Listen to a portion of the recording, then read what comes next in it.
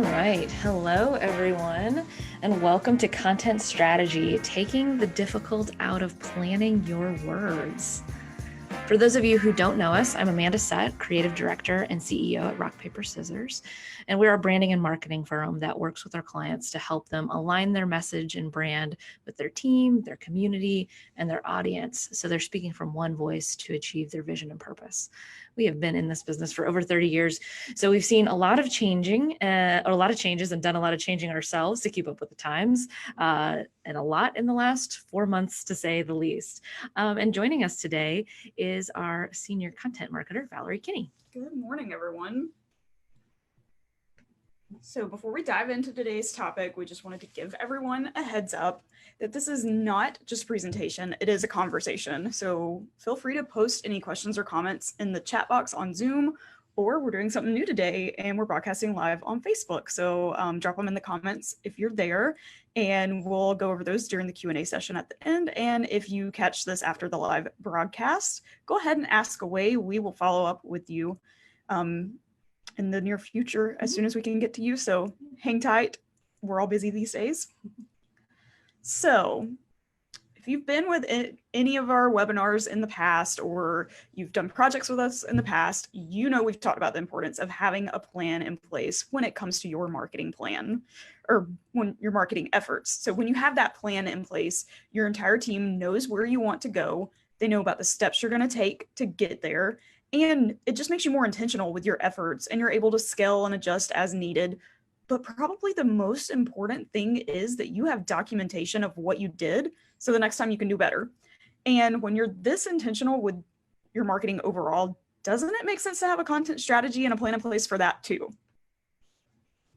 All right, so we know that the thought of sitting down and spending time writing out social media posts and content for your newsletter isn't everyone's favorite cup of sweet tea, but there are some tricks to making this process easier, and that begins with thinking about the results you want and defining what success looks like to your entire organization. And really kind of what you consider to be successful might not be the same for your colleague. So having that documented and being on that same page makes a huge difference, really, to be able to see if you're on track to meet your goals and that everybody's on the same page, so that if it's not working or it's working really well, you pivot in sync with each other.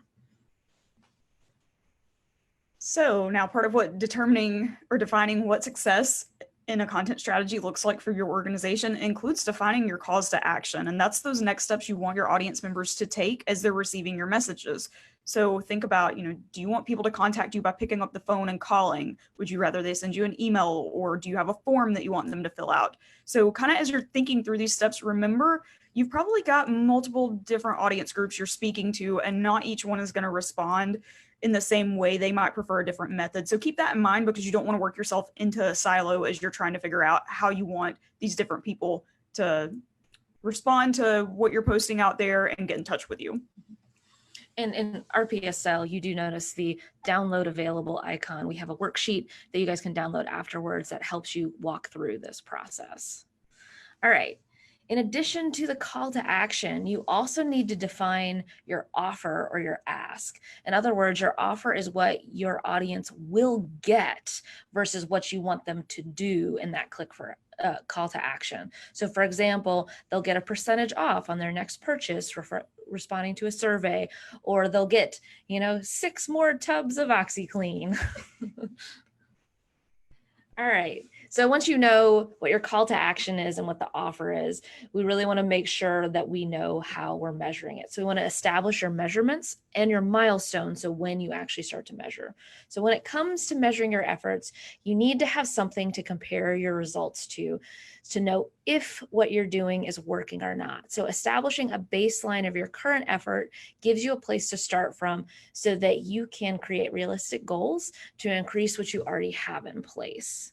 So once again, we have a download and some worksheets available for this. So use whatever tools you have at hand: social media insights, Google Analytics, email distribution stats, whatever you have is great, to set up the baseline measurements. And then, so the template that we have will give you just pretty easy to fill in basically where you are with each one of those. So we try and make it simple. In the last 12 months, you can do an average, you can do some, you could do this in a monthly period, whatever interval works best for you, but compare it to a previous one so you can see what increase looks like and show your difference. And then we've mapped out a little place to start putting goals. So that's a great, easy way to communicate with your team on this is where we were, this is what our improvement is, and this is what we're going to do next.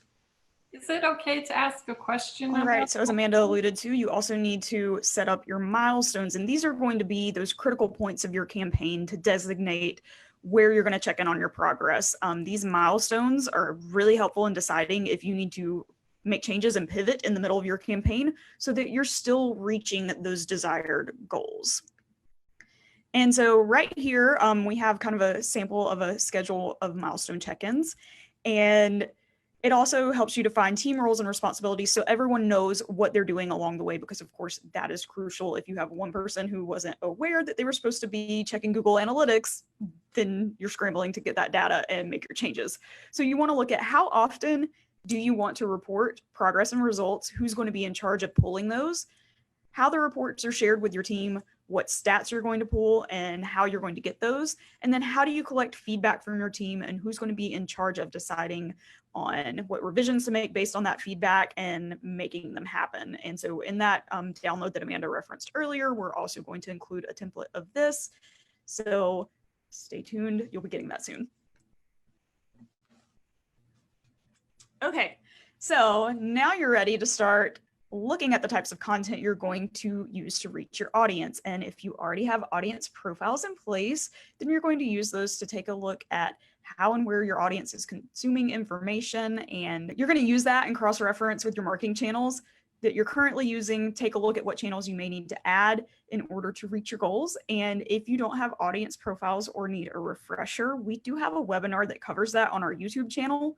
So definitely be sure to check that out. So next we're going to send out a little poll because we just like to know what kind of challenges, what types of content you feel like are most challenging to create. So Amanda is going to launch that really quickly. We're going to give you guys a couple seconds to respond and then we'll take a look at the results. Well, we're going to keep talking actually while they fill those in.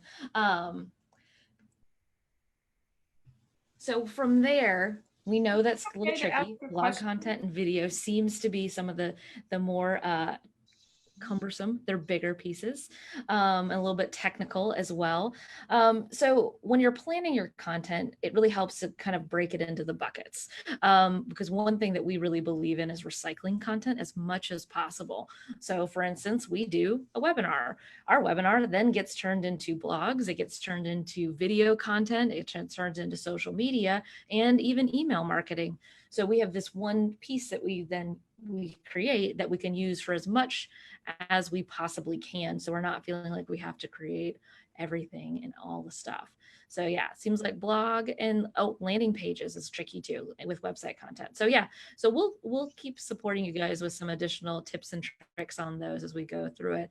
But what we want to start to think about is the types of content and then breaking it down into these different buckets basically. So you want to start with breaking it into your content types. So we just have an example here where we have our webinar, and then we have like content ideas. So those high, big level pieces, and then go into the specific content, the smaller pieces, and breaking that down. And that exercise of going, okay, what is the type? What is my main idea? And then what are the individual pieces?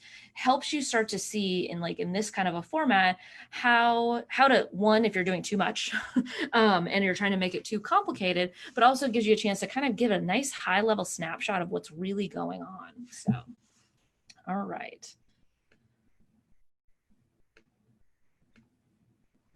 So one crucial step in the content campaign strategy and planning process is what Jeff Walker, the creator of Product Launch Formula, describes as the pre-launch in his book Launch.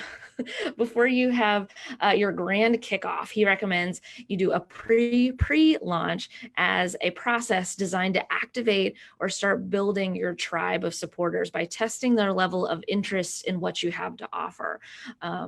FYI, we just did that with the poll of finding out what you guys have interest in content wise, like where are your pain points with it. So and what it does is it gives us insights into what questions we need to answer to help us come up with what we want to have in that campaign, and also starts to make it so that we are all starting to build it together.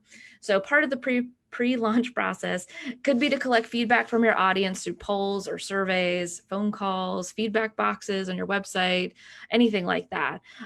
So that just kind of gives you an idea of what that looks like, because then we know that every time we're coming back to you, if we've gotten feedback from you, we're creating something not that we just think is a good idea, but then you're also ready for our next webinar because we just said, we might be doing something on blog content specifically. So those are some things just to be thinking about when you're thinking about your campaign. If you don't know, or you feel like you're doing a lot of guessing, this is a huge advantage to that. So I want to give you some great resources from Jeff Walker's book. So here are the pre-launch questions to consider when you're planning this.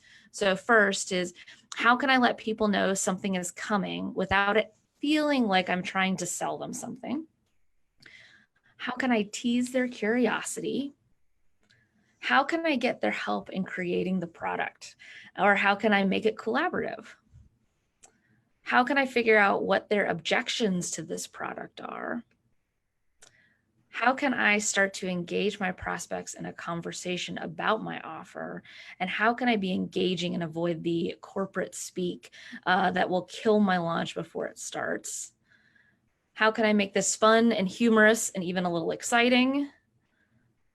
How can I stand out in a crowded market? How can I be different?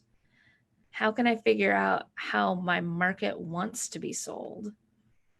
How can I figure out my exact offer? And finally, how can this naturally lead into my pre-launch sequence? And that's part of his model.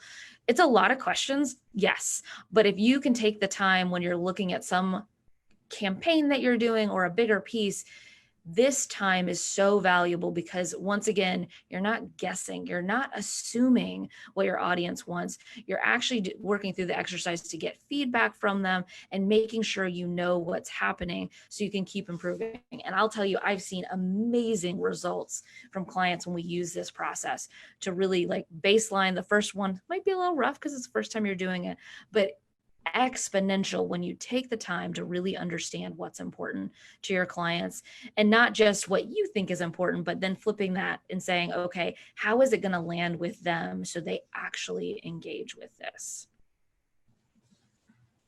All right, so something we're seeing a lot of change in is those in-person events. Thank you, COVID. This is especially true with nonprofits and their galas and their fundraisers and stuff. So one thing we wanted to talk about is if you're having to shift from your past in-person events, like we just referenced, as one of your marketing and content channels, you've got to figure out a new way to get in front of your audience with these new campaign events.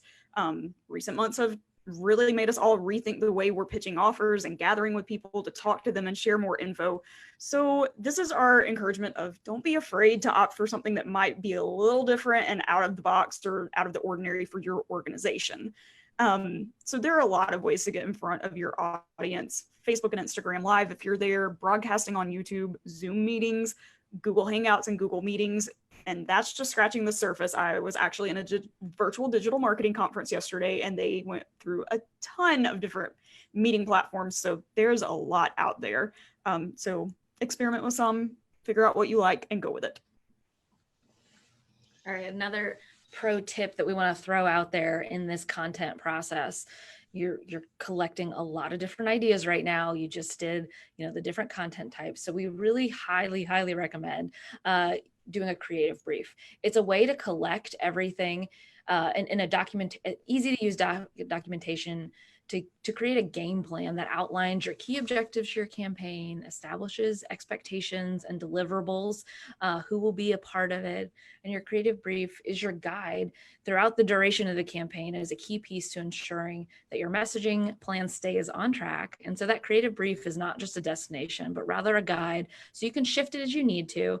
But we do have a template that we're happy to share with you guys that will be part of the downloads as well. But just a nice, once again, as a leader, if you're crafting this for your organization, having that plan in a very succinct process makes such a big difference when you start to share it with your team, because especially if you're more than one of you doing it, making sure that they really understand what the whole process looks like, because then you can actually get ideas from them if they know the big picture, as opposed to just giving them little segments at a time. All right, so once you have that plan and you know how and where you'll share your content, it's time to start writing it. And one important thing that we want to just reminder out there is, remember that the way you share your content on one platform might be different from other places you'll put your message, as your audience may be different from one platform to the next. You know, you might have a ton of baby boomers on Facebook and some in email, but they're not going to be on Instagram. So thinking about, how do they see your message coming across, and does that tone need to shift from platform to platform? So really think about who's on which platform, because that might change your whole approach.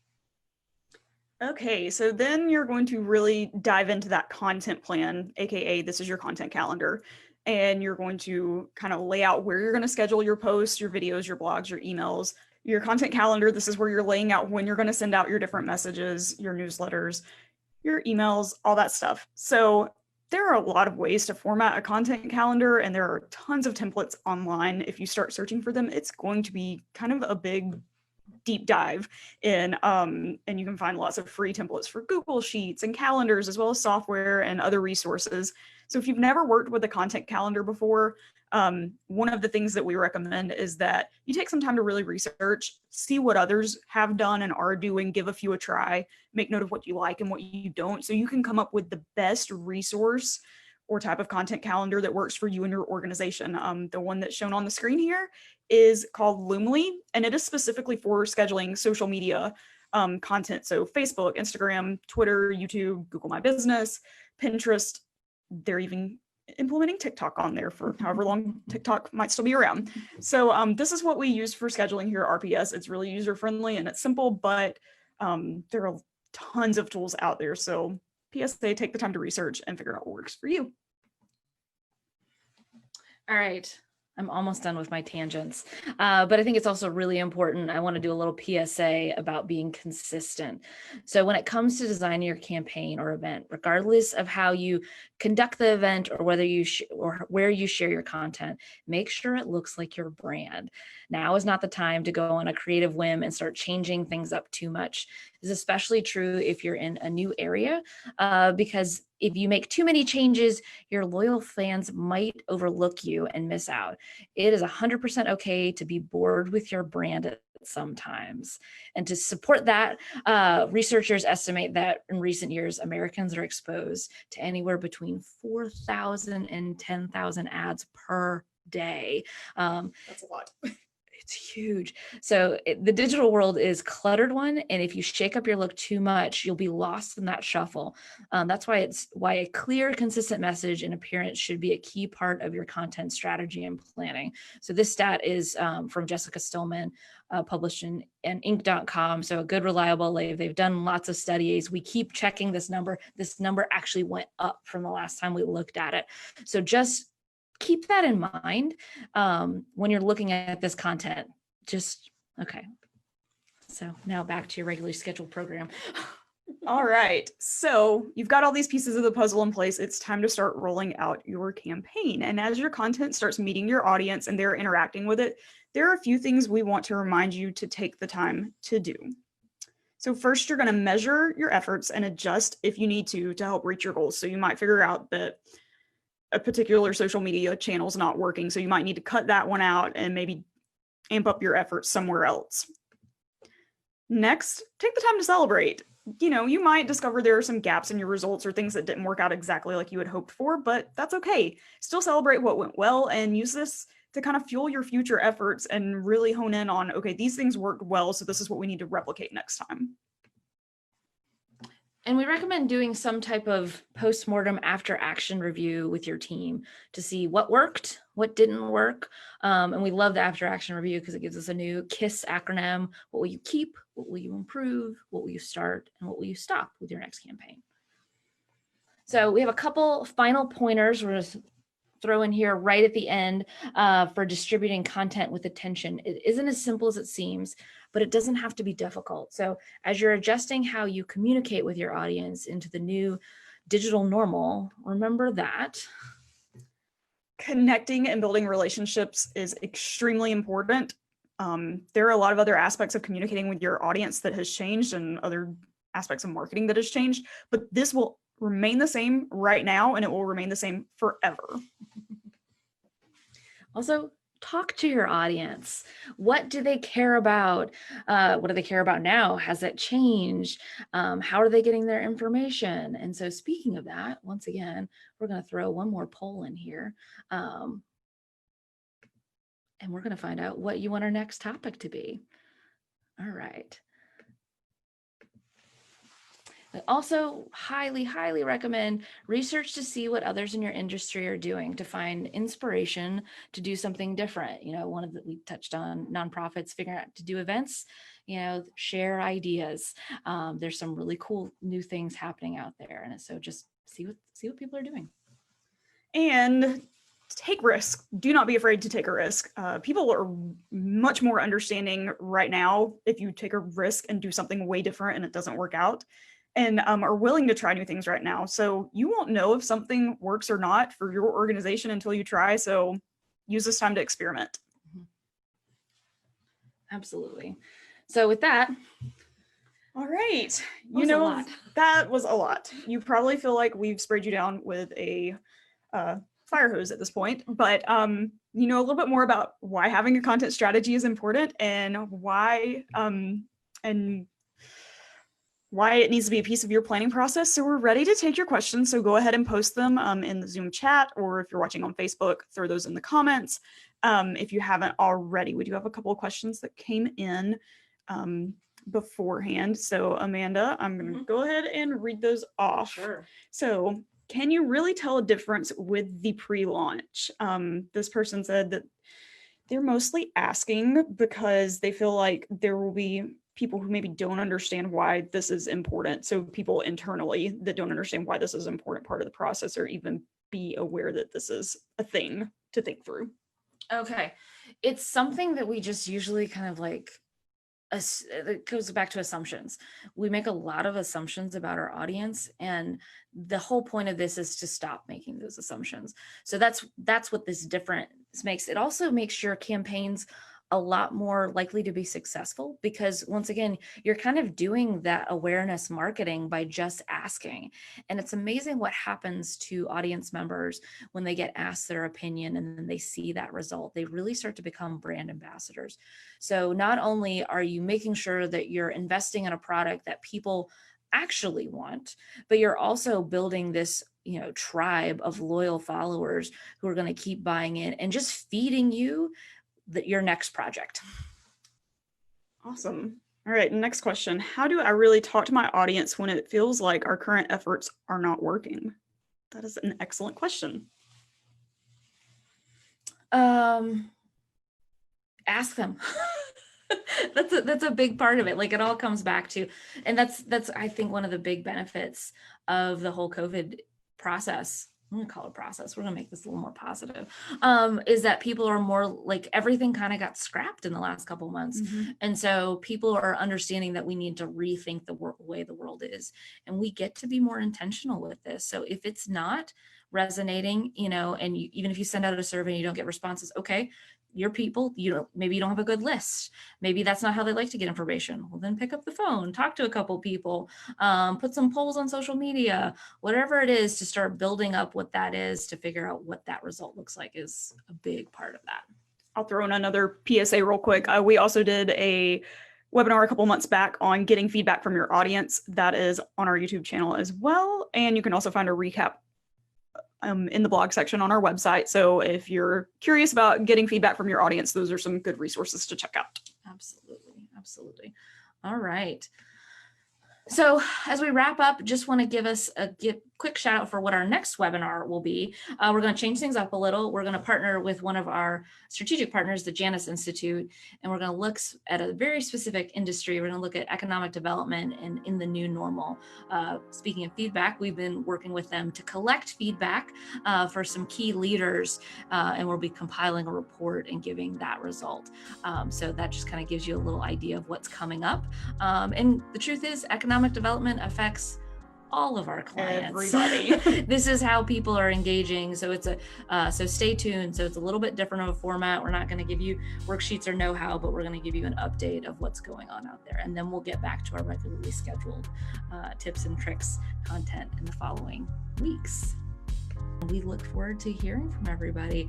So I hope everybody stays safe, and we'll be back in a couple weeks.